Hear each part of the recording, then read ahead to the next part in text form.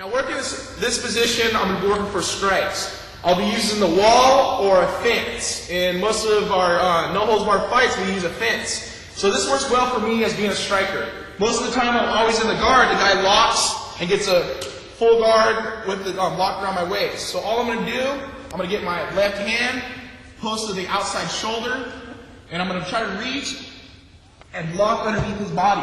When I lock underneath his body, I'm going to squeeze. I'll use my left leg post and pull him right to the position. Now from here, I'm just going to arm carry him right into the wall. I press his head. When I press his head, I use my head to push against his chin. Let go of my lock.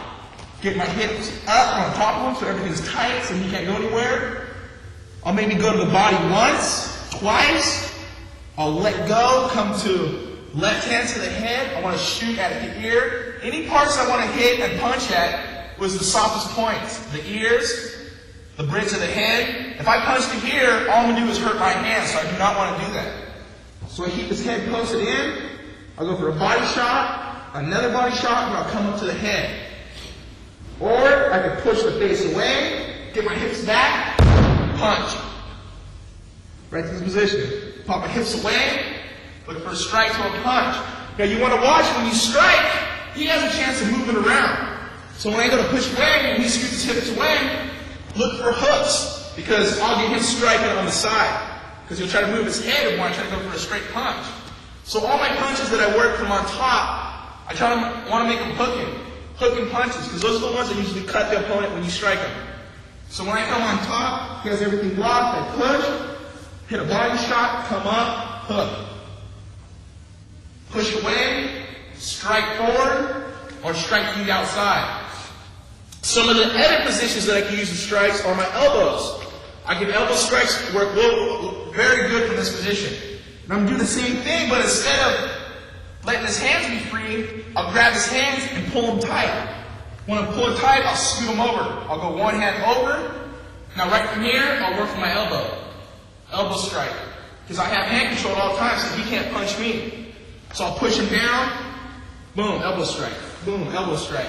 These work real well for the guy on top. The guy on bottom, he's going to be in that position against the fence. Sometimes you open up big strikes and big openings on his head with these. Because my elbows are real sharp from here. I use my head position. I push off. I try to get his hands going like this, because at most point he wants to try to pull away. Then I'll just use a strike. Strike. Because I have his hands posted on his belly. I use my elbows at this point. Now for some of the guys who like to use headbutts, like in Vale Tudo in Brazil or Japan, you're allowed to headbutt. I grab his head position. His head's already pinned against the wall, so this is, or the fence, and there's nowhere for him to move. I pin him. Now all I'm going to do is use like a spear. I'm going to spear his head right there. I don't want to try to hit him with the top of my bridge right here, because I have a chance of me getting cut. So I want to use the top of my head so it's more susceptible of him cutting his face and less me of getting my face cut. So I'm going to come right here, I have hand control, press it down, and I'm just going to lean my hips back and drive it forward. Here, here. Now I just use the strength as hard as I can. I want to try to drive my head through the fence, not to his head. Because if I stop his head, I'm not getting full force of it. So all I'm going to do is go straight past him, so I'm just going right to his head. And I guarantee you he's going to feel the power from that position. So that's one of the strikes I learned using the wall or the fence.